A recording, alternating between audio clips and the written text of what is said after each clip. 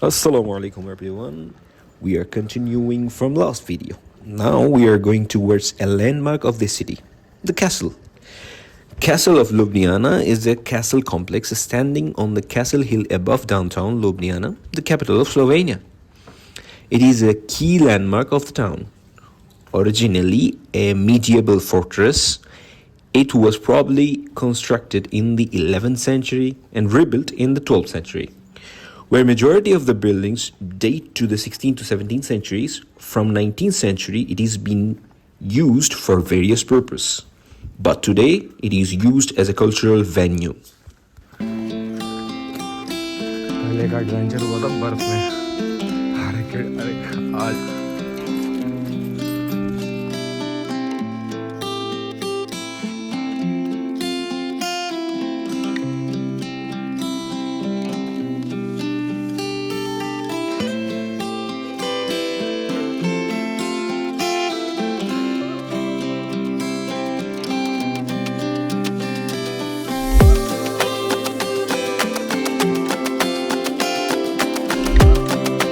ये आसान हो रहा है।